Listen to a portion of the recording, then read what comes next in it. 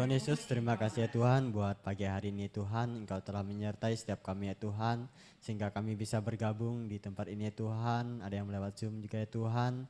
Kami sangat bersyukur, terima kasih kepada-Mu ya Tuhan, sehingga kami pada pagi hari ini dapat mendengar pengajaran dari firman-Mu Tuhan yang disampaikan oleh hamba-Mu Ko Yosua ya Tuhan. Engkau berkatilah hamba-Mu Ko Yosua yang akan mengajari kami nanti ya Tuhan. Dan juga Engkau berkati setiap kami yang mendengarnya Tuhan. Biarlah setiap pelajaran itu tidak berlalu begitu saja ya Tuhan, tetapi tertanam dalam kehidupan kami dan bisa kami pergunakan dalam kehidupan kami sehari-hari ya Tuhan. Doa ini kami serahkan ke dalam tangan-Mu, hanya di dalam nama Tuhan Yesus Kristus kami mengucap syukur. Haleluya. Amin. Amin. Oke, teman-teman udah bisa kelihatan di layar ya? Iya kok, udah kok. Ya. Kita kemarin sampai sini. Saya akan lanjutkan, teman-teman, karena nanti ada continue ya. Jadi pelajaran yang minggu kemarin. Sebentar. Masih ingat pelajaran yang kemarin? Kita sampai di sini nih. Iya kok. Jadi tentang alam bawah sadar ya. Fondasinya apa? Fondasinya adalah hal-hal yang kita pentingkan, yang kita cari seumur hidup, maka itu menjadi fondasi alam bawah sadar ya. Nah, kemarin saya kasih contoh, mencintai pasangan karena mendasarkan kebahagiaan pada pasangan, lalu dikhianati. Nah, apa yang terjadi? Maka fondasinya, ya, alam bawah sadar seseorang itu, kalau boleh dikatakan, ini yang tulisan warna merah ya, saya dikhianati, saya tersakiti, gambar dirinya rusak.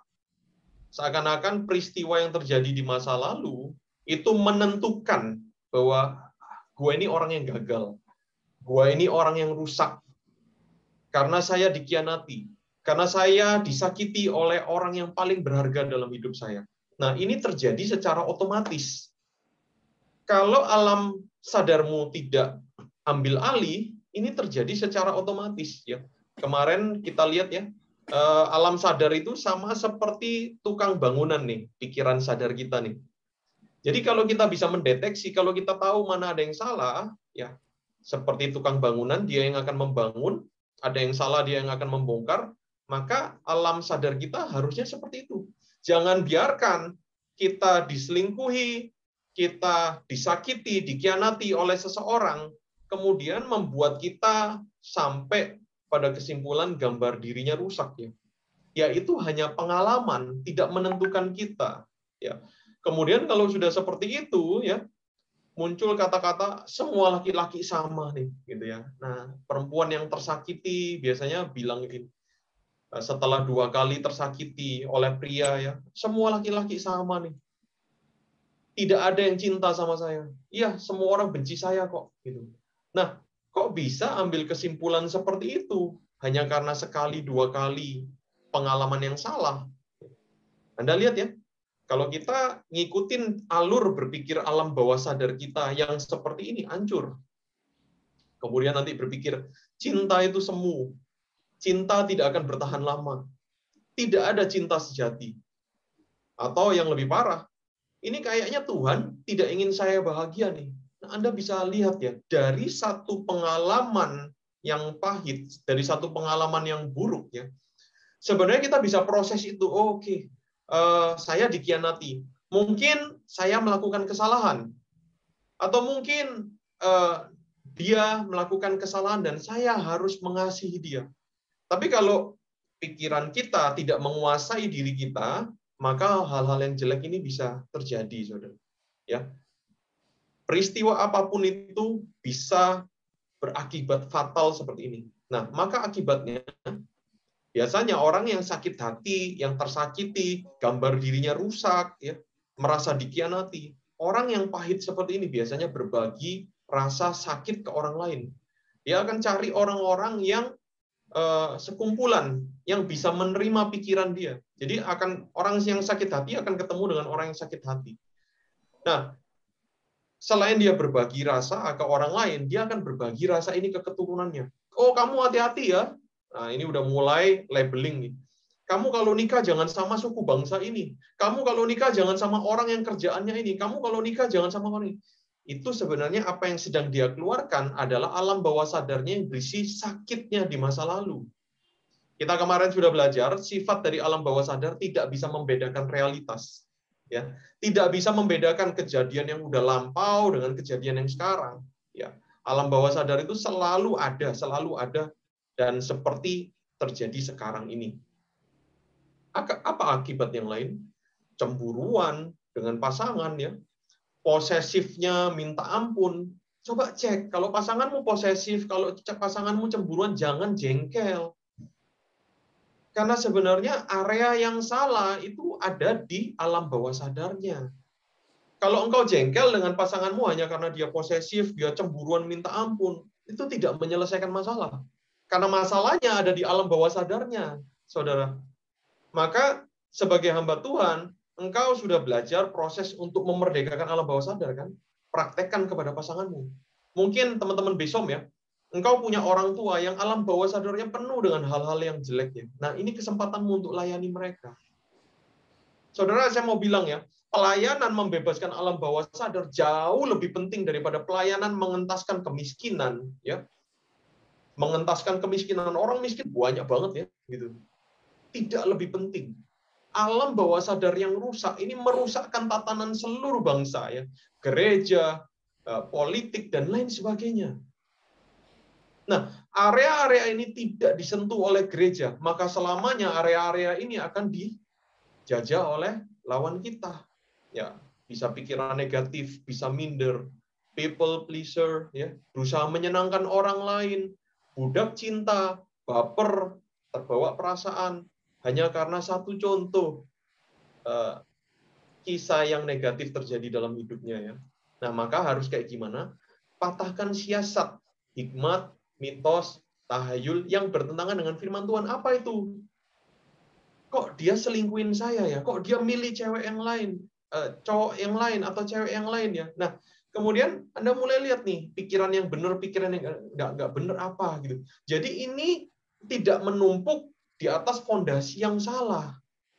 Area alam sadarmu harus melihat, terlebih dulu evaluasi. Kenapa kok dia memilih pria lain? Kenapa kok dia memilih perempuan lain ketimbang saya? Nah, patahkan segala ketidakbenaran satu persatu, ya. Lalu mulai rubuhkan kubu dan benteng yang salah, ya, di alam bawah sadar. Kemarin saya sudah jelaskan, saya tidak akan jelaskan lebih dalam. Nah, kemudian tawan dan taklukkan kepada Kristus. Itu contohnya kayak gini. Ya, orang ini udah selingkuh. Tapi firman Tuhan bilang apa? Firman Tuhan bilang jangan membenci. Anda membenci pasangan Anda yang selingkuh, itu tidak menyelamatkan dia. Udah pasti pikiran Anda akan ditujukan kepada, ya udah cerai aja. Apakah itu kehendak Tuhan? Enggak. Arti dari menawan dan menaklukkan pikiran kepada Kristus itu artinya mati dari diri kita sendiri, saudara. Itu setiap hari harus seperti itu. Artinya, pikiranmu harus dibawanya firman Tuhan. Firman Tuhan bilang apa? Kalau pasanganmu berubah setia, ya, kasih dia, rebut dia kembali dengan kasihmu. Seperti itu, ya. Oke. Nah,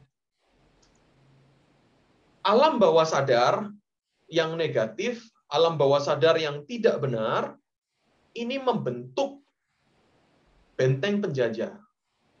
Teman-teman besom kemarin udah belajar, ya. Di sini banyak teman-teman yang baru. Apa itu alam bawah sadar? Alam bawah sadar itu setiap dari kita, kemarin saya sudah jelaskan, kan. Setiap dari kita pasti punya alam bawah sadar negatif. Pasti punya. Nah, ini adalah alam bawah sadar saya yang menjajah saya. Makanya disebut dengan benteng penjajah. Nah, teman-teman yang belum pernah bikin tugas benteng penjajah, ya, saya minta Anda bikin, ya. Apa sih benteng penjajah? Yaitu alam bawah sadar kita yang menjajah kita dari dalam. Ini Yosua, saya bikin ini tahun 2019 dan saya catat ulang 17 Mei 2021, ya. Apa alam bawah sadar saya yang menjajah saya dari dalam? Ternyata saya punya ini nih, di atas, ya, lingkaran yang atas gambar diri rusak.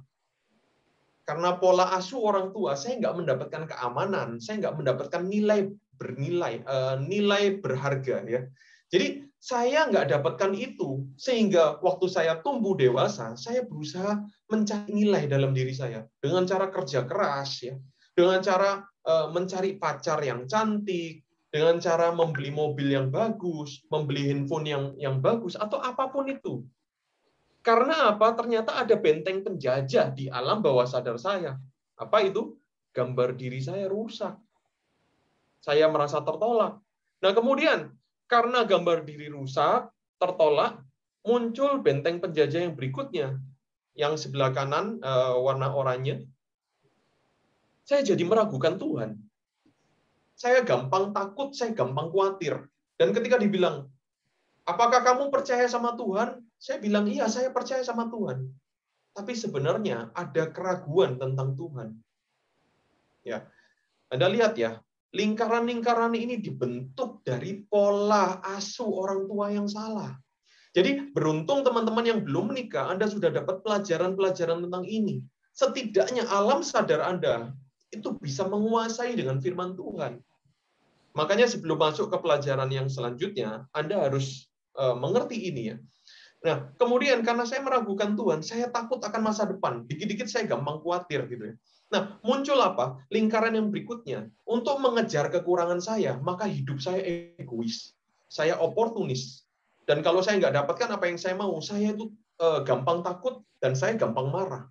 Oh, ternyata akarnya, kalau mau diruntut-runtut, ternyata akarnya karena gambar diri saya rusak.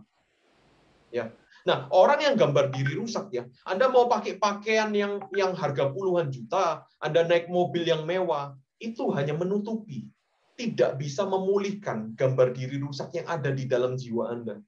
Nah, kemudian outputnya apa dari semua ini? Yang sebelah kiri ya, paling kiri, empty. Saya itu selalu merasakan kekosongan terus-menerus.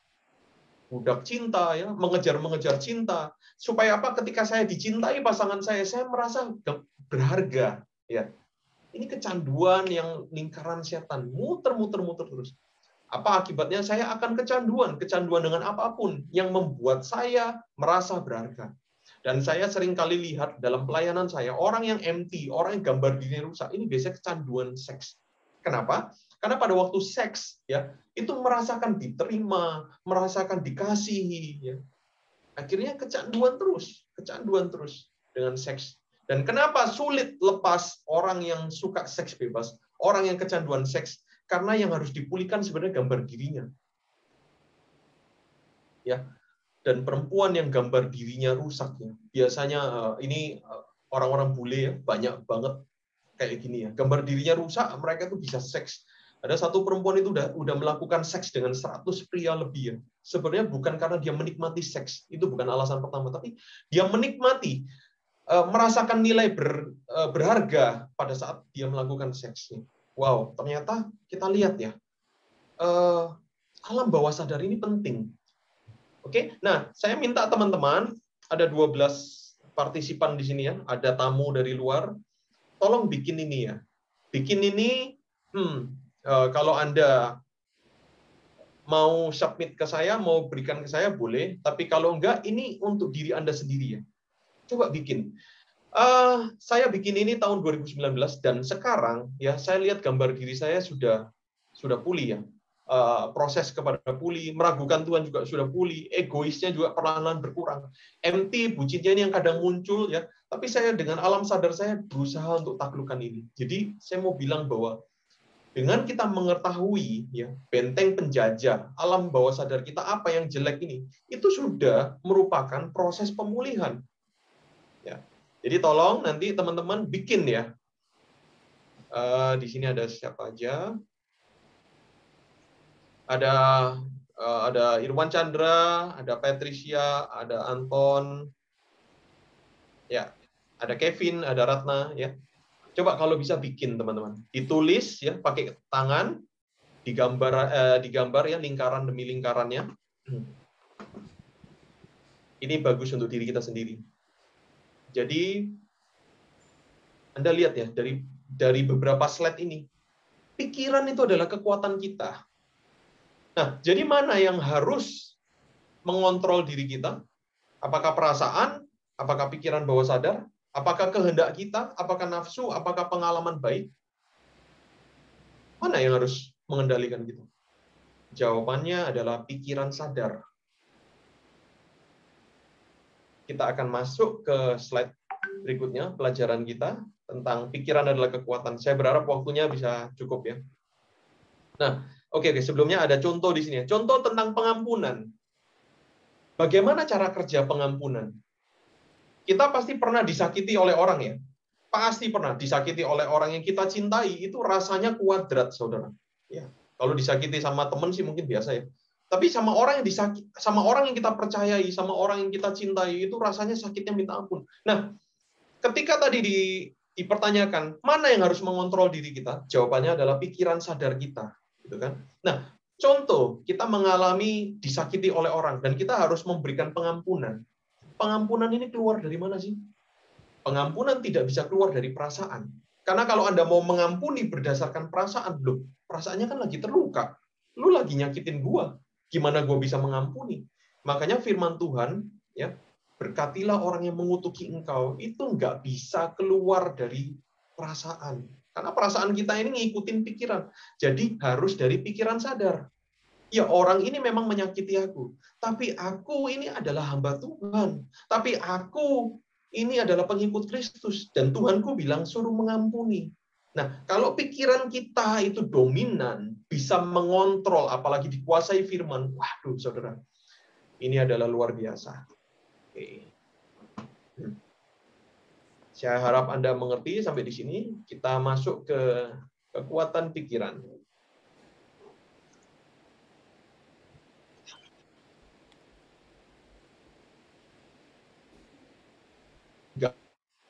Ketika mengajarkan ini. Kenapa? Dia langsung mandul. Ketika Anda belajar ini ya, kekuatan dia di dalam dirimu itu hilang. Nah, seru banget nih belajar ini ya. Kekuatan pikiran. Kenakanlah seluruh perlengkapan senjata Allah supaya kamu dapat bertahan melawan tipu muslihat iblis. Artinya, saudara, banyak ayat di dalam Alkitab yang berkata bahwa sebenarnya kita ini sedang dalam peperangan. Tapi kita nggak kerasa ya, karena peperangannya bukan di area jasmani. Oke, nah apa itu? Kita belajar cepat aja ya. Natural dosa manusia, nature-nya dosa manusia. Ini dicetuskan oleh Paus Gregorius pertama. Ini Paus di abad ke-6 ya, ketika gereja Katolik masih benar-benar sungguh-sungguh di dalam Tuhan. Dia menyimpulkan bahwa, Anda lihat ya, dosa dari semua manusia di muka bumi ini, prinsipnya itu ada 7. Oke? Yang pertama, hawa nafsu, lust, kerakusan, gluttony, ketamakan, greed, kemalasan, sloth, kemarahan, wrath, iri hati, envy, kesombongan, pride. Nah, saya akan jelaskan yang kemalasan ya. Kemalasan ini apa sih? Ketidakpedulian, menunda-nunda. Kemudian Anda tahu seharusnya melakukan apa, tapi tidak dilakukan. Ini termasuk di kemalasan. Dan ini ternyata dosa ya. Kalau kemarahan ya pasti udah tahu ya. Iri hati Anda pasti udah tahu. Nah, teman-teman, boleh nggak teman-teman yang ada di sini interaktif, tolong tuliskan dari 7 dosa utama di sini. Ya, saya nggak akan bacakan kok. Cuman tolong tuliskan di chat. Dosa apa yang begitu mendominasi Anda? Misalnya nomor 1, hawa nafsu. Tuliskan di chat nomor 1 ya. Terus, dosa apa yang tidak mendominasi Anda? Artinya Anda nggak punya dosa ini. Misalnya kayak kesombongan. Oh, saya tuh naturalnya bukan orang yang sombong. Tuliskan ya. Jadi yang pertama, sebutkan angkanya itu untuk dosa yang mendominasi, yang paling besar di dalam diri Anda, dan koma, yang kedua adalah dosa yang tidak mendominasi Anda. Contohnya saya akan tulis ya. Nggak apa-apa, teman-teman, kita akan belajar untuk jujur dengan diri kita sendiri ya. Jadi saya juga nggak akan publikasikan ini. Ya, dari Kevin, sloth envy ya. Yang paling mendominasi kemalasan, yang tidak mendominasi iri hati. Oke, yang lain boleh? Kalau saya, dosa yang mendominasi saya hawa nafsu. Wah, saya berperang luar biasa terhadap hawa nafsu ini ya. Kemudian apa yang paling tidak mendominasi saya adalah iri hati ya, sama seperti teman kita tadi ya. Oke, teman-teman masih boleh mengisi ya. Saudara jangan malu ya terhadap dosa. Secara psikologi, orang yang tidak malu mengakui dosanya, itu artinya dia itu tidak mau tinggal di dalamnya. Untuk orang-orang yang kayak dia malu-malu, karena dia masih agree untuk melakukan dosa itu lagi. Jadi ketika Anda membongkar segala tipu muslihat setan dalam diri Anda sebenarnya sedang berkata dengan diri Anda sendiri. Walaupun mungkin Anda masih bisa jatuh lagi dalam dosa, tapi Anda sedang berkata, mengikrarkan, aku nggak mau dosa ini lagi. Oke, saya akan jelaskan sedikit tentang dosa yang umum di dalam diri manusia. Ada ketamakan dan hawa nafsu. Ketamakan ini apa? Pola pikir yang merasa harus memiliki sebanyak-banyaknya materi atau harta duniawi. Nah, ketamakan ini adalah alat untuk mencapai 4 berhala dalam hati. Kemarin kita sudah belajar ya, berhala di dalam hati itu apa saja? Kenyamanan, penerimaan, kontrol, dan kuasa ya. Nah, maka ketamakan ini adalah alatnya. Ketamakan bisa berbicara tentang uang ya. Cinta akan uang adalah akar segala kejahatan dan menyebabkan seseorang dapat menyimpang dari iman dan menyiksa dirinya sendiri. Ya, biasanya ya, tamak ini merupakan dosa umum manusia. Ya, tinggal ada yang sudah menang atau belum menang ya. Kenapa ya? Karena dia alat mencapai 4 berhala. Manusia kontrol, ingin menguasai, manusia ingin hidup nyaman, manusia ingin selalu diterima. Caranya dengan apa? Menjadi tamak. Ya. Kemudian hawa nafsu. Hawa nafsu hasrat badani atau dorongan hati yang kuat untuk mendapatkan apa yang diinginkan hatinya. Biasanya ini adalah kecemaran. Ya, ini adalah original sin dari Lucifer. Dia ingin menjadi Tuhan. Sedangkan pada waktu itu, ini yang perlu saya jelaskan ya teman-teman. Dosanya setan itu apa sih? Kok sampai separah itu, sampai dia itu akhirnya dibuang ke neraka ya? Ini adalah dosa yang luar biasa. Bayangkan di surga yang penuh dengan kemuliaan, hanya boleh ada satu pemimpin di sana. Dan ketika dia ingin menjadi Tuhan, itu artinya dia ingin menjadi yang teratas, dan Tuhan ada di bawah dia. Nah, ini dosa yang kekal. Makanya dikatakan dia adalah bapak dari segala pendusta, pembunuh, pembinasa. Di dalamnya tidak ada kebenaran. Ini original sin-nya. Nah, kemudian kalau kepada kita manusia, maka kita ini selalu ingin yang cemar. Berlawanan dengan hal yang kudus. Inilah yang setan lakukan, Lucifer lakukan. Bapak, nenek moyang dari segala dosa adalah ingin melakukan hal yang cemar. Ya, kalau manusia masturbasi, pornografi, perselingkuhan, perzinahan hati, ya, penyembahan berhala itu juga perzinahannya, hawa nafsu. Bandingkan ya, seks yang cemar dengan seks yang kudus dalam kasih. Makanya setiap seks yang dilakukan di luar pernikahan itu adalah hawa nafsu, itu adalah sesuatu yang cemar, pasti berdosa. Segala aktivitas seks yang di luar pernikahan, termasuk masturbasi, termasuk pornografi, adalah dosa. Hari-hari ini ada peperangan di area ini. Masturbasi boleh kok. Aduh, siapa yang ngomong kayak gitu? Apalagi dari ilmu biologi bilang ya, harus masturbasi. Karena kalau sperma nggak keluar itu bisa merusak. Aduh, saudara, segala sesuatu yang bukan doktrinya dari Alkitab, itu dosa. Oke, Anda lihat ya, kita dibombardir oleh peperangan ini setiap harinya. Nah, teman-teman, coba lihat, siapa sih musuh kita yang sebenarnya? Kan tadi dikatakan ada perlengkapan senjata Allah ya. Kenapa perlu perlengkapan? Karena kita dalam medan peperangan. Nah, medan peperangan kita, siapa musuhnya? Kenakanlah seluruh perlengkapan senjata Allah supaya kamu dapat bertahan melawan tipu muslihat iblis. Nah, di sini ada 3 gambar. Ada gambar yang pertama, sebelah kiri. Gambar yang kedua, gambar yang pertama itu adalah Lucifer ya. Saya menggambarkan Lucifer. Yang kedua, ini adalah pengikut setan ya. Pengikut setan, mereka kanibal di luar negeri ya. Mereka melakukan ritual-ritual setan ya. Nah, yang ketiga ini ya tahu ya, film yang terkenal ya, Falak ya. Nah, teman-teman, yang paling serem yang mana? Coba kita interaktif. Boleh di chat atau buka mikrofon. Musuh kita yang mana sih sebenarnya? Satu. Lucifer. Oke, ada lagi yang lain? 1, 2. 1 dan 2. Oke. Nggak ada yang 3 ya? Yang paling serem yang mana? Nomor 3.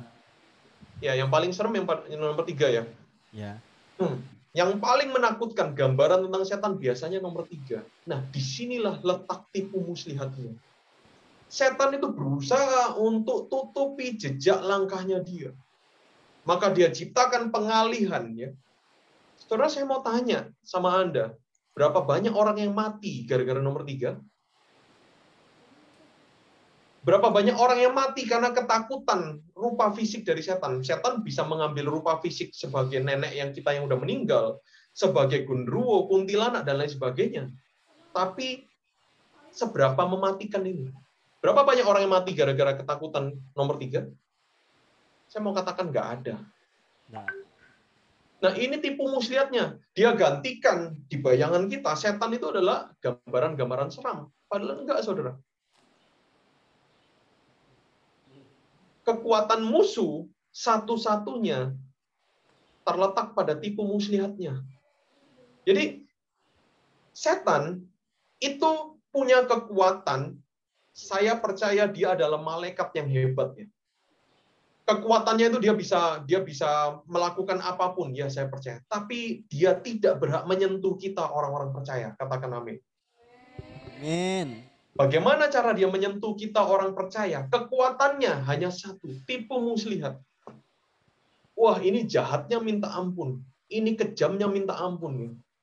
Salah satunya ini nih. Apa maksudnya salah satunya ini? Dia gambarkan setan itu sebagai wajahnya serem. Kita lihat ya.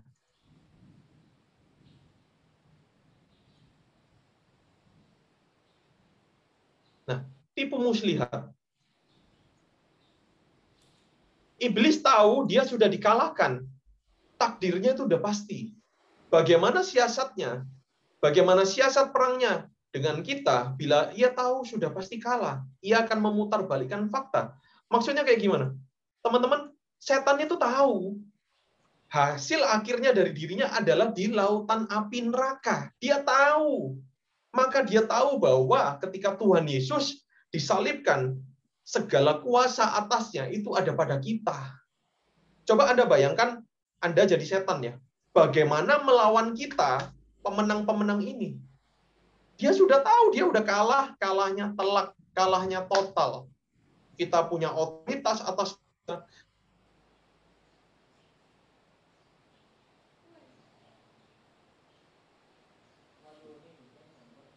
kita ini adalah Goliat-Goliatnya Tuhan. Maka caranya ini digambarkan dengan bagus sekali dengan gambar di sebelah kiri. Daripada dia bertarung dengan kita, orang dia pasti kalah kok. Ngapain bertarung? Maka dia akan berjabatan tangan dengan kita. Maka dia akan mengajak kita bekerja sama. Nah, ini tipu muslihatnya. Inilah perlawanan kita. Perlawanan kita bukan melawan jin, bukan melawan tuyul, bukan melawan dukun-dukun. Itu udah enggak, saudara. Nah, dia tahu senjata otoritas yang diberikan Tuhan kepada anak-anaknya. Dalam artian gini, gimana caranya kita bisa ngelawan polisi? Polisi punya otoritas, sedangkan kita warga biasa. Polisi megang pistol, sedangkan kita enggak. Gimana cara ngelawan orang yang lebih hebat dari kita? Dengan cara memutarbalikkan fakta, dengan cara tipuan, dengan cara tipu muslihat. maka cara yang paling indah yang dia lakukan, cara yang paling hebat yang dia lakukan adalah berkata sebaliknya. Enggak, Yosua, kamu bukan orang merdeka. Enggak, Yosua, Yesus enggak sayang sama kamu. Enggak, Yosua, kamu belum selamat. Enggak, Yosua, kamu itu akan selalu jatuh dalam dosa yang sama, dosa yang sama. Enggak, Yosua, kamu enggak punya masa depan. Nah, ini tipu muslihatnya. Udah gitu, Lucifer ini selalu menutupi jejak karyanya. Ya, pelajaran-pelajaran kemarin kita belajar bagaimana membongkar alam bawah sadar kita. Ya, ini sebenarnya kita sedang mengendus jejak dari Lucifer, jejak-jejak dari setan. Nah, apa yang akan dia lakukan? Maka tipu muslihatnya adalah rayuan dan godaan untuk kita menentang kebenaran hukum Tuhan. Dia nggak bisa senggol Yosua. Apalagi ketika saya sedang mengajar firman Tuhan kayak gini, saya percaya ada malaikat di sekitar saya, Roh Kudus melindungi saya, semuanya bekerja untuk kebaikan saya. Setan tidak bisa mendekat barang sedikit pun sama saya, sama Anda semua. Pertanyaan saya, apakah setan nggak marah sama saya ketika saya bongkar? Setiap pelajaran saya itu membongkar setiap tipu muslihat iblis. Dan saya tahu pasti Lucifer ini marah banget. Dan dia akan kirimkan tipu muslihatnya. Hati-hati lu ya, serangan balik ya. Saya pernah, saudara, belasan tahun yang lalu, pada waktu saya pelepasan, itu saya dengar suara dari setan. Nggak tahu ini setan siapa ya. Dia bilang, aku akan datang membunuh kamu. Gitu. Saya tiba-tiba bisa manifest, suara saya itu besar gitu ya. Suara besar itu bilang, kamu akan aku bunuh. Lihat aja kehidupanmu. Aku akan bawa ratusan roh jahat untuk membunuh kamu. Saya nggak tahu waktu itu belasan tahun yang lalu. Ternyata Tuhan akan pakai saya sampai di titik ini, saudara. Dan setan sudah tahu itu dulu. Makanya dia berusaha menghancurkan saya dengan alam bawah sadar, dengan tipuan-tipuan ya. Nah sampai hari ini pun, apakah saya takut sedikit pun? Sama sekali enggak, saudara. Kenapa? Karena saya tahu otoritas dan kebenaran saya di dalam Kristus. Kuat dan gagahnya bukan saya, tapi dari firman Tuhan. Nah, maka cara satu-satunya setan untuk menjatuhkan saya adalah dia pelajari itu. Apa hal-hal yang disukai Yosua ya? Oh, Yosua suka uang. Yuk, coba disuap yuk. Oh, Yosua suka uang. Coba yuk dibikin jatuh dalam uang. Yosua ini hawa nafsunya tinggi. Coba yuk. Dibawa masuk dalam cengkraman masturbasi. Dibawa masuk ya, mungkin nanti ketika saya sudah pelayanan ya, ketika saya sudah punya istri, saya harus berhati-hati, saudara. Ya. Serangan setannya itu bukan dukun mau ngajak berantem sama saya, ngirimin santet. Saya tinggal gini doang aja mental balik ke dia. Saya percaya itu. Amin.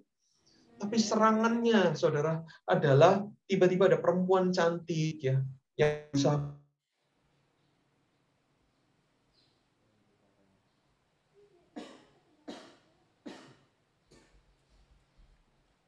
setan.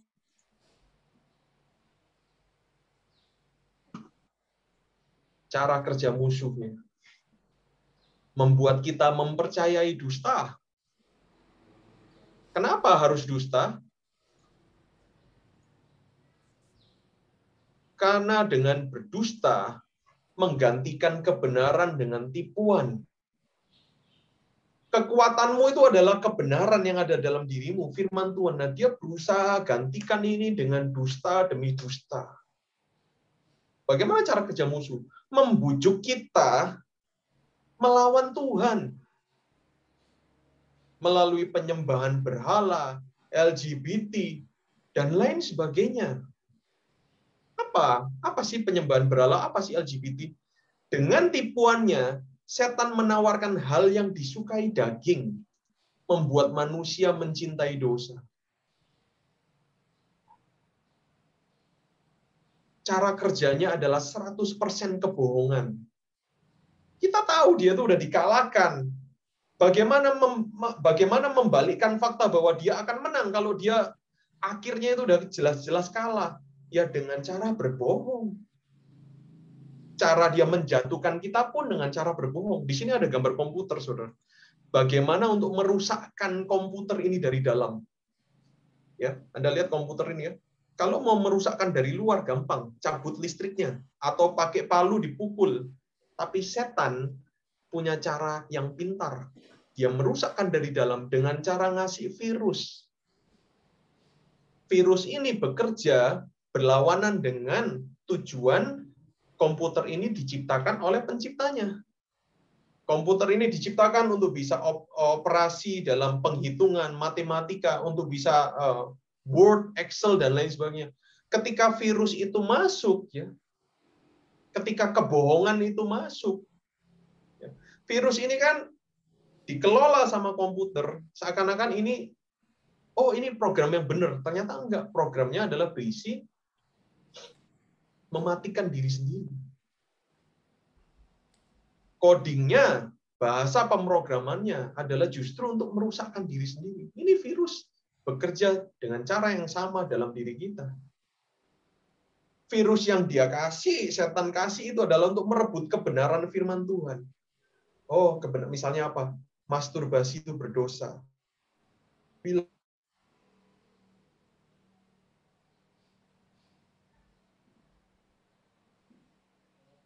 Kalau kamu nggak mimpi basah, kamu boleh mengeluarkan lewat masturbasi. Enggak, saudara. Internet saya nggak stabil. Caranya bagaimana? Dia ambil kebenaran itu. Dia mulai tawarkan dosa. Dagang, sedikit-sedikit pakai tipuan, bolehlah. Ya. Ini cara kerja dia. Nah, bagian favorit saya, perlengkapan senjata Allah. Kalau tidak ada perang, maka Tuhan nggak akan ngasih perlengkapan senjata Allah. Artinya, dalam setiap waktu kita ini ada dalam peperangan. Di dalam pekerjaan, di dalam hubungan suami istri, ada peperangan yang nggak kelihatan berusaha menjatuhkan kita. Nature dosa kita, yang tadi kita udah sebutkan 7 itu ya, dan kemudian tipu muslihat iblis, inilah yang sedang kita lawan. Nah, maka jatahnya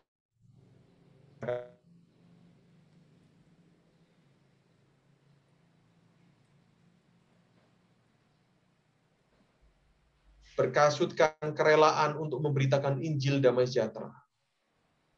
Dalam segala keadaan, pergunakanlah perisai iman.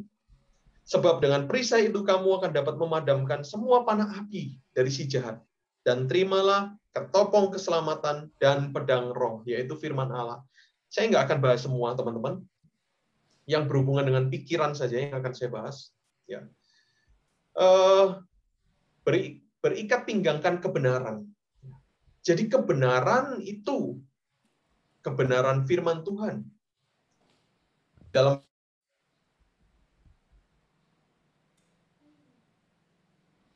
memberitakan Injil. Ini apa sih artinya? Apakah ini penginjil?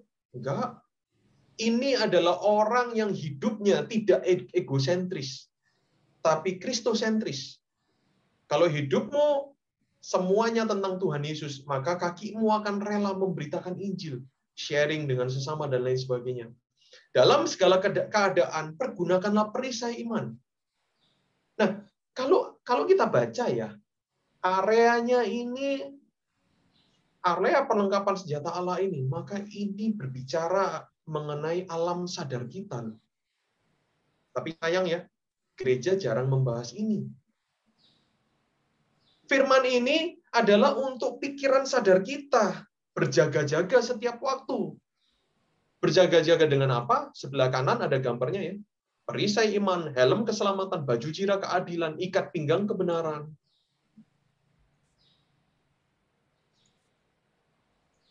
Berdirilah tegap. Postur fisik, cara kita berdiri, biasanya berkaitan dengan postur rohani, keadaan jiwa. Kalau orang itu minder, jarang saya lihat berdirinya bisa tegap dengan bagus ya. Tegap ini berbicara apa? Tegap ini berbicara stamina rohani. Kemauan untuk bangkit kembali.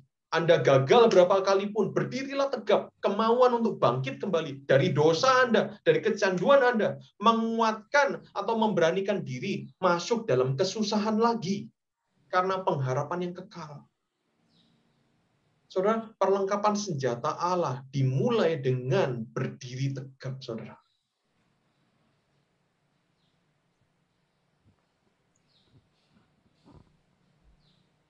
Area ini adalah kehendak, area kehendak. yang digerakkan oleh roh kita melalui pikiran. Nggak peduli senjatamu betapa hebatnya ya. Tapi kalau Anda nggak memerintahkan diri Anda, ayo diriku, kamu pasti bisa. Ayo berdirilah tegap. Anda pasti loyo. Makanya di sini saya tulis, problem apapun bisa selesai dengan modal ini. Part ini adalah bagian manusia, bagian kita. Ada bagiannya Tuhan, ada bagiannya kita. Bagian kita adalah berdirilah tegap, saudara. Teman-teman, saya mau bilang, entah sekarang Anda lagi dalam lembah kekelaman, entah Anda melakukan doa,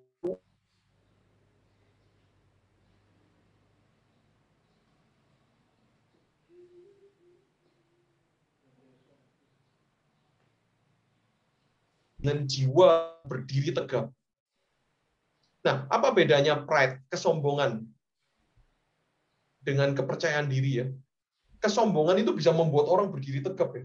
Wah, anggota-anggota DPR dan lain sebagainya ya. Mereka bisa berdiri tegap, tapi dasar mereka mungkin dasarnya uang, mungkin dasarnya kekuasaan. Sedangkan di dalam Tuhan,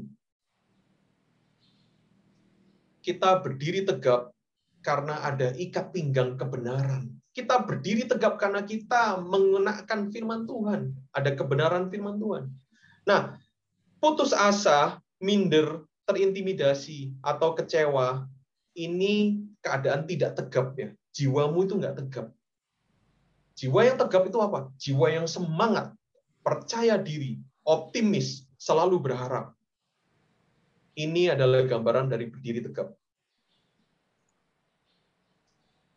Nah, kita masuk kepada kekuatan pikiran. Pikiran yang dikuasai firman sangat kuat. Saudara, saya bisa bersaksi sedikit tentang diri saya. Sebelum firman Tuhan menguasai diri saya, firman Tuhan hanya jadi sekedar wacana. Firman Tuhan jadi ayat hafalan saya. Sampai di titik saya benar-benar, oke Tuhan, firman-Mu segala-galanya. Saya akan memikirkan pertama-tama firman Tuhan. Perubahan hidup saya drastis, saudara. Saya menjadi pribadi yang kuat. Saya menjadi pribadi yang, ya Anda kan udah belajar tadi, alam bawah sadar, pikiran sadar, jiwa yang cerdas, kecerdasan emosional ya. Kalau itu semuanya ditaruh dalam firman Tuhan ya, waduh, jiwa Anda itu akan berubah menjadi pribadi yang sangat kuat. Dan saya mau katakan, tidak ada tipu muslihat apapun yang bisa mempan pada pikiran yang dikuasai firman Tuhan. Ayatnya, pedang roh adalah firman Tuhan. Sebab firman Allah hidup dan kuat dan lebih tajam daripada pedang bermata dua manapun. Ia menusuk amat dalam sampai memisahkan jiwa dan roh, sendi-sendi dan sumsum. Ia sanggup membedakan pertimbangan dan pikiran hati kita. Putuskan hari ini, saudara. Pikiranmu masih mau dengan pikiran yang lama, atau pikiranmu dikuasai firman Tuhan. Firman Tuhan ini areanya pikiran kita. Izinkan dia menguasai. Nah, kekuatan kita yang kedua, kita punya perisai iman. Perisai iman diaktifkan oleh pikiran. Sama seperti tadi ya. Kita lihat ya. Ada gambar pasukan Roma di sini. Dan dia bawa pedang bermata dua ya. Pedang ini bisa ditusukkan ke arah manapun. Nah, inilah firman-Nya. Kehebatan, kekuatan dari firman, dari pedang ini, tanpa tangan yang kuat ini apa? Berdiri tegap. Ya, Anda lihat ya, ada kerjasama dari keseluruhan dari diri kita.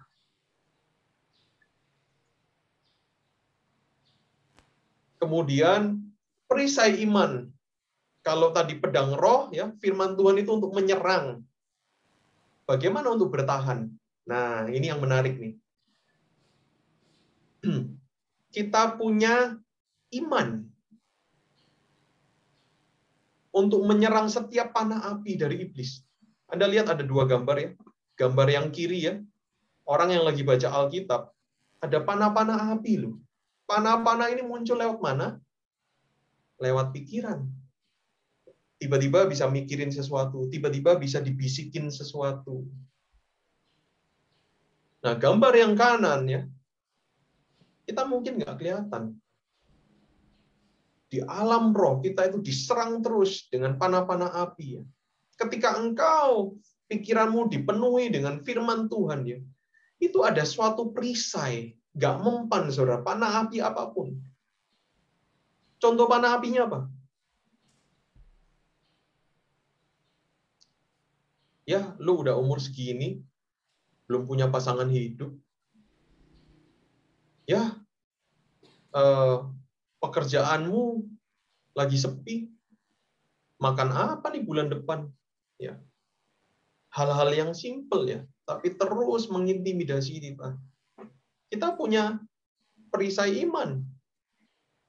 Imannya muncul dari mana? Dari firman Tuhan lagi. Kita bisa katakan masa depanku aman di tangan Tuhan. Asalkan aku ya waktunya cari pacar ya cari pacar. Tapi kalau memang belum, aku akan bersuka cita dengan diriku. Dan kalau pekerjaan hari ini lagi sepi, aku percaya besok pasti ada berkatnya. Tuhan nggak akan biarkan aku sendirian. Nah, Tuhan Yesus pun dicobai ya. Kalau engkau anak Allah, buat roti ini jadi batu. Tuhan bilang apa? Ada tertulis. Wah, Tuhan kok dicobai. Kadang-kadang setan bodohnya itu kelewatan juga ya. Betapa perisainya Tuhan itu pasti ya, dialah sang firman. Dialah kekuatan dari firman. Nah, kita lihat ya, setiap hari kita itu dapat panah-panah api. Tipu daya setan berkembang. Model kuno, penyembahan berhala. Setan udah nggak pakai gitu lagi. Penyembahan berhala yang jelas-jelas kelihatan kayak gitu ya. Kita pasti bisa tahu, oh ini salah. Setan sekarang pakai berdoa kepada orang kudus. Bilangnya percaya Tuhan Yesus. Tapi ada juga berdoa untuk orang kudus. Termasuk di dalamnya berdoa melalui Bunda Maria dan lain sebagainya. Kalau kita bisa berdoa langsung kepada Kristus, pendoa syafaat kita, dan kita punya Roh Kudus, ngapain kita perlu santo, santa, bunda, dan lain sebagainya. Ini model yang baru, yang kekinian dari penyembahan berhala. Anda lihat ya, setan itu selalu cerdik dia. Rubah-rubah cara kerjanya. Kalau dulu minta rezeki ke dukun, ya, orang-orang sekarang udah tahu. Kalau minta rezeki ke dukun, itu pasti ada tumbalnya. Karena setan nggak bisa kasih gratis. Intinya apa sih orang pergi ke dukun?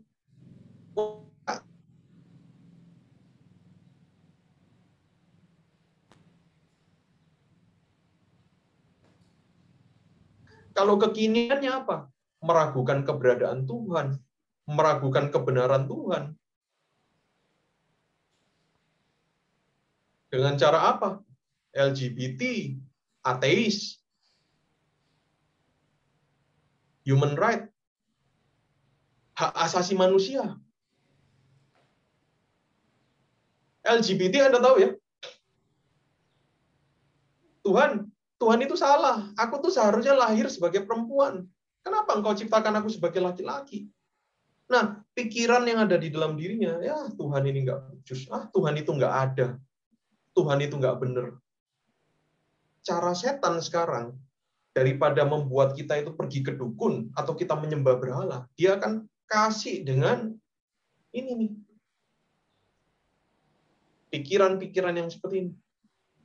Prinsipnya apa? Yang di bagian bawah, ulangilah kebohongan sesering mungkin, maka dia akan menjadi kebenaran. Propaganda ini siapa yang mencetuskan? Joseph Goebbels. Ini adalah kaki tangannya Hitler ya.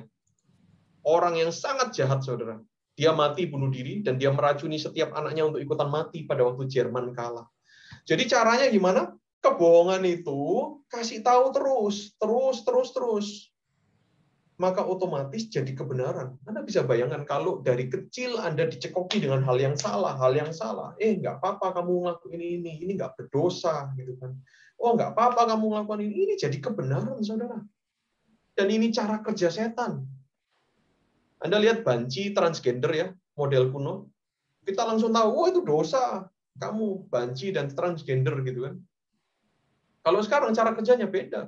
Menjadikan manusia Tuhan dan Tuhan atas diri sendiri.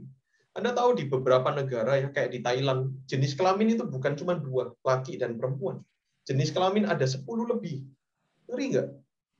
Nah, ketika ini diajarkan, kebohongan demi kebohongan diajarkan, manusia berusaha menjadi Tuhan. Dengan atas dasar apa? Human rights. Hak asasi manusia. Hak asasiku dong. Aku menentukan pilihanku. Aku bukan perempuan dan aku bukan laki-laki. Lalu kamu apa? Nah, ini terjadi pertentangan yang langsung dengan firman Tuhan. Anda bisa bayangkan. Di mana yang namanya anak-anak Tuhan? Anak-anak Tuhan sedang tertidur, sedang terlelap. Mengasihi mereka, kasihi mereka, bencilah dosanya. Seperti firman Tuhan membenci dosa mereka. Kalau dulu ya, ada rumah bordil. Orang pergi melacur ya. Kalau sekarang, saudara, cara setan pintar. Kapan-kapan saya akan bahas ini lebih luas ya. Ketajaman di area ini. Perselingkuhan dimulai dari like di media sosial. Saudara, Anda lihat media sosial yang sekarang ya. Cewek-cewek memamerkan kecantikannya. Pertanyaan saya, coba Anda discern, coba Anda menjadi tajam. Ketika Anda pamerkan kemolekan tubuh Anda, ketika Anda pamerkan wajah yang cantik Anda di luar kepada suamimu, maka Anda sedang memamerkan diri Anda untuk dinikmati orang lain. Untuk dapat like. Apa tujuannya? Kamu adalah milik dari pasanganmu. Ketika engkau pamerkan, esensinya saya melihat seperti kayak Anda ingin dikagumi. Oke. Terus setelah dikagumi apa? Supaya orang tertarik sama Anda? Enggak. Ya, tapi kenyataannya seperti itu. Kalau Anda punya pacar, Anda punya suami, Anda punya dari orang tersebut. Ngapain Anda pamerkan tubuh Anda, kemolekan Anda, kecantikan Anda? Anda lihat ya, setan cara kerjanya udah berubah. Sekarang menawarkan prostitusi lewat media sosial. Makanya kenapa perselingkuhan banyak terjadi karena media sosial dipakai dengan cara yang salah. Dan ini termasuk struktur dari cara setan. Ya. Dimulai dari like, aku nge-like si A, wah cantik dia ya. Mulai terjadi koneksi. Mendapatkan apa yang didapatkan dari orang itu, dari suami nggak mendapatkan itu, mulai ada chattingan, sampai akhirnya kepada perselingkuhan. Wow, ngeri ya saudara. Mengaburkan nilai dosa, kondom, kartun, Illuminati production. Kondom itu, kalau beberapa puluh tahun yang lalu, itu sebagai sesuatu yang tabu, saudara. Ya, tapi sekarang, Anda lihat ya, itu sudah alat bantu yang wajar. Kalau Anda di dalam pernikahan, Anda mau pakai kondom, terserah. Tapi kebanyakan pembelinya adalah orang-orang di luar dalam pernikahan. Yang kita lihat ya, iklan di masyarakat, pengertian yang kita dapatkan ya, kalau mau pacaran sedialah kondom. Wah, ini bisa Anda lihat ya, merusak generasi kita, merusak kita total. Cara kerja setan yang terstruktur. Dan kartun Illuminati tahu ya? Kartun apa yang matanya satu? Kalau Anda lihat itu ya, Illuminati Production. Dikerjakan oleh Hollywood. Ini jelas-jelas adalah gambaran dari penyembah setan. Mereka mulai bikin itu familiar dengan anak cucu kita. Bahkan saya juga suka kartun itu. Kenapa? Di alam bawah sadar saya mulai digantikan. Illuminati adalah dengan sesuatu yang lucu. Kartunya apaan sih itu namanya? Oh, lupa saya. Kartun yang mata satu itu ya. Minion. Ya, thank you Ira. Ya, Minion. Anda lihat ya kartun Minion. Ya, production by Illuminati Production. Jelas-jelas mereka mengakui itu. Anda lihat mereka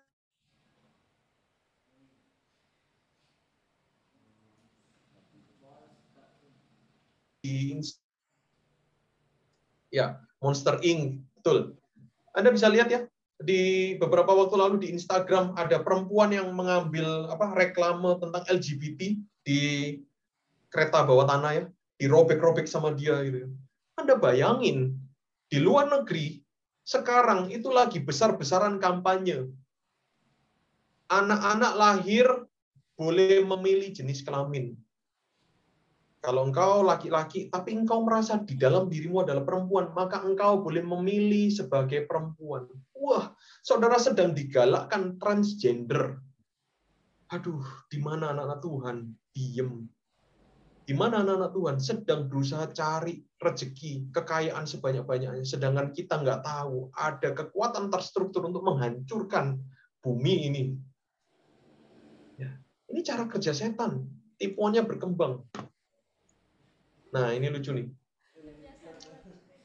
Siapa yang kenal yang kiri ini? Ya, mau nasi oyeng, sedap. Ya, tadi kan saya bilang ya, banci yang lama. Saya mengasihi orang ini ya. Ini Mimi Pri ya. Saya juga follow dia. Saya mengasihi dia. Ya. Kenapa saya pakai di sini? Karena ini gambaran yang lucu sekaligus kalau Anda lihat yang banci yang masih kayak laki-laki banget ya, kita tahu kayak jijik misalnya ya, jijik atau takut atau apapun, dan kita langsung identikan itu dengan dosa. Oh, yang sebelah kiri adalah dosa. Pertanyaan saya, bagaimana dengan yang sebelah kanan? Anda tahu yang sebelah kanan ini? Cantik ya? Wah, kalau saya ketemu di mall, saya single, saya bisa jatuh cinta dengan orang ini. Ini adalah transgender tercantik ya di Thailand. Nah, saudara, cara kerja setan bukan lagi membuat yang kiri. Yang kiri ini udah lama ditinggalin. Banci-banci yang model kayak gini nggak laku. Buat lucu-lucuan doang. Setan mengerjakan yang sebelah kanan. Laki-laki yang ngerasa dirinya feminim, ya, operasi payudara, operasi kemaluan dipotong jadi perempuan, dan seakan-akan dunia menerima loh. Ngeri banget ya? Ini yang sedang terjadi, saudara. Penilaian mayoritas menjadi kebenaran. Nggak peduli sesuai sama firman Tuhan apa enggak. Nah, ini peperangan sini, maka pergunakan pikiranmu sesuai dengan firman Tuhan. Dulu saya pernah kasih contoh ya, rokok ya. Rokok itu sebagai tipuan setan ya. Racun.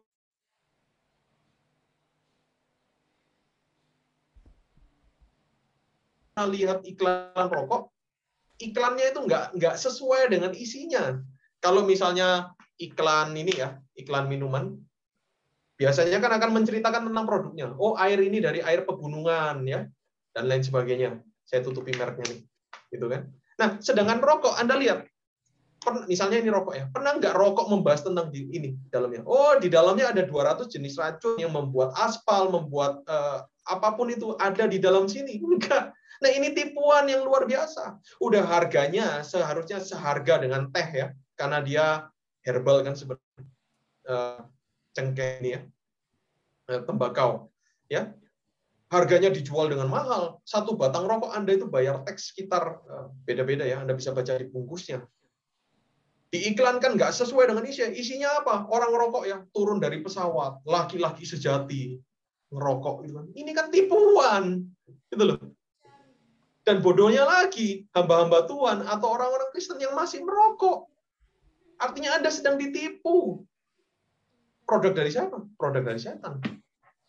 Nah, kita masuk ke kekuatan pikiran yang ketiga. Jadi pikiran adalah benteng penjaga jiwa.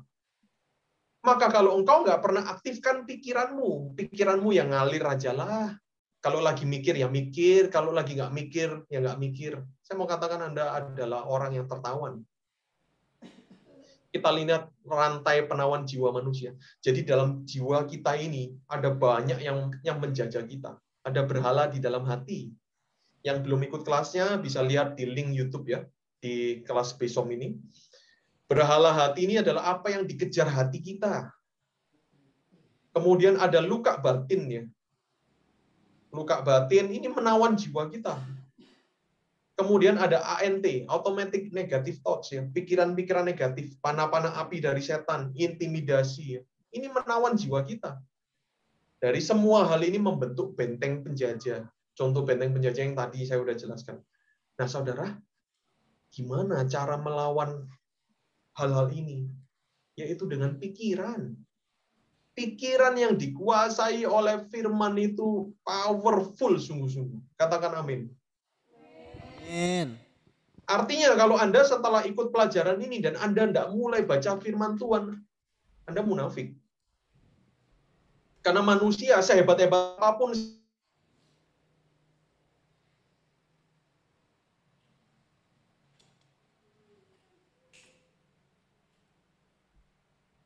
artinya ini, waktu saya baca firman Tuhan ini,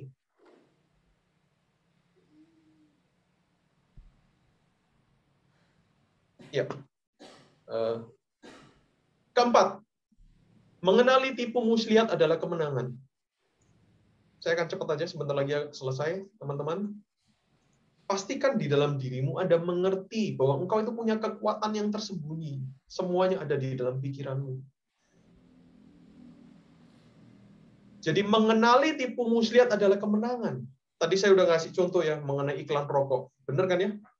Itu adalah iklan yang penuh dengan tipuan, iklan rokok itu. Mengenali adalah kemenangan.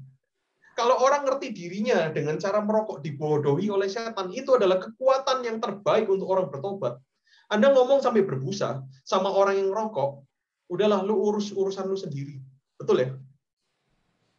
Pernah ada yang ngingetin orang untuk berhenti merokok? Capeknya minta ampun. Maka cara yang paling hebat adalah kasih tahu kebenaran. Tahu nggak sih? Waktu iklan rokok itu sebenarnya dia tayangkan kebodohan demi kebodohan, tipu muslihat demi tipu muslihat. Dibungkus dengan bungkus yang bagus, tapi dalamnya racun. Diiklankan dengan pria sejati adalah merokok. Tahu nggak? Yang memerankan iklan rokok Marlboro Man, tahu ya? Itu terkenal banget di Amerika. Saya lupa tahunnya, sekitar tahun 60 atau 70-an. Pada akhirnya dia tuh adalah orang yang terkenal, Marlboro Man. Orang-orang yang di sini udah umur 40 tahun pasti tahu iklan ini. Pada akhirnya orang ini kena kanker ya. Dan dia bilang, tadinya dia adalah brand ambassador ya, dari produk rokok ini. Karena dia kena kanker, akhirnya dia mengutuki. Dia berkampanye untuk jangan merokok. Orang ini udah sadar. Nah, bagaimana cara kita melayani orang yang ditipu adalah dengan cara membawakan kebenaran. Orang yang ngerti kebenaran bahwa dirinya dengan cara menyedot satu rokok, satu batang demi satu batang, dia sedang meracuni dirinya. Sampai di titik kebenaran itu memerdekakan diri. Dia pasti akan berubah. Nggak perlu susah payah. Kita jelaskan. Nah, terapi apapun tanpa menguak kebenaran tidak akan membebaskan. Contoh bentuk tipuan LGBT. Aku kok suka, misalnya saya laki-laki, kok saya suka laki-laki yang ganteng ya? Wah, jangan-jangan Tuhan ini salah menciptakan. Pada waktu menciptakan saya, sebenarnya saya ini perempuan diciptakan dengan casing laki-laki. Maka bagaimana melayani kebenaran? Buat dia mengenali tipu muslihat. Tuhan nggak pernah salah menciptakan setiap individu. Kalau kamu laki-laki, tapi kamu punya pikiran perasaan perempuan, coba cek di bagian mana. Coba cek area apa saja itu. Tuhan nggak pernah salah. Kalau kamu punya perasaan-perasaan sebagai seorang perempuan, Tuhan meletakkan di situ mungkin ada alasannya. Bukan artinya Tuhan salah. Kamu tuh seharusnya perempuan, diciptakan laki-laki.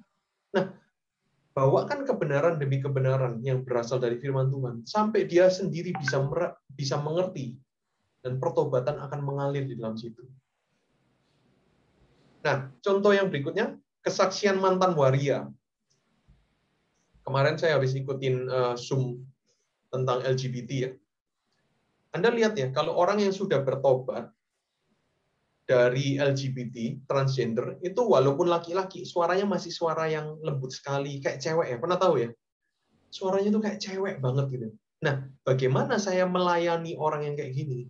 Saya akan kasih tahu, apa yang ada di dalam itu akan selalu muncul keluar. Kalau engkau tahu sungguh-sungguh bahwa jiwamu laki-laki, di mana laki-laki itu identik dengan kesatria, dengan tegas, maka nggak seharusnya kamu mengeluarkan suara-suara intonasi yang seperti cewek. Kalau dulu kamu seperti itu, iya karena kamu identitasmu masih belum pulih. Tapi sekarang setelah engkau pulih, kamu itu laki-laki. Laki, gitu ya. Nah, harusnya bersuara seperti itu. Kenapa? Karena Tuhan membedakan gender antara laki dan perempuan. Laki adalah seorang pemimpin. Pemimpin nggak mungkin bisa dengan suara yang kayak kemayu, suara cewek ya. Nah, ketika saya memberitakan kebenaran ini, perlahan-lahan mereka mulai loh, iya ya sadar ya, iya ya gue ini laki.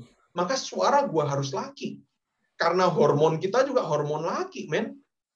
Nggak mungkin mengeluarkan suara perempuan. Tapi karena engkau masih merasa dirimu perempuan, makanya keluar suara perempuan. Saya banyak melayani ya teman-teman yang habis bertobat dari waria, itu suaranya masih suara cewek. Dan saya kasih tahu kebenaran ini, perlahan-lahan berubah suaranya. Wong aslinya suaranya itu lebih ngebas dari suara saya, saudara. Iya kan? Kebenaran memerdekakan. Nah, minder parah. Ada yang minder parah. Cara melayaninya kayak gimana? Keinginan bunuh diri, cara melayaninya bagaimana? Orang yang menganggap pasangan sumber kebahagiaan, ya, budak cinta, baper, cara melayaninya bagaimana? Selalu takut masa depan, takut terus tentang masa depan nih. Cara melayaninya gimana? Saya taruh titik-titik sebelah kanan ya. Mungkin teman yang mau.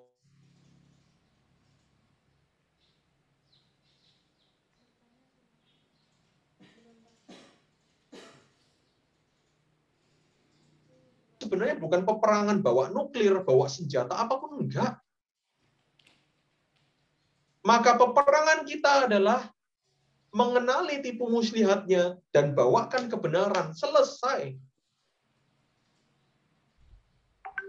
Teman-teman ke depan kalian akan pelayanan. Kemanapun kalian ya, bahkan kalian akan berkeluarga, punya anak, punya istri ya. Kalian akan melihat banyak sekali tipuan-tipuan setan di sana.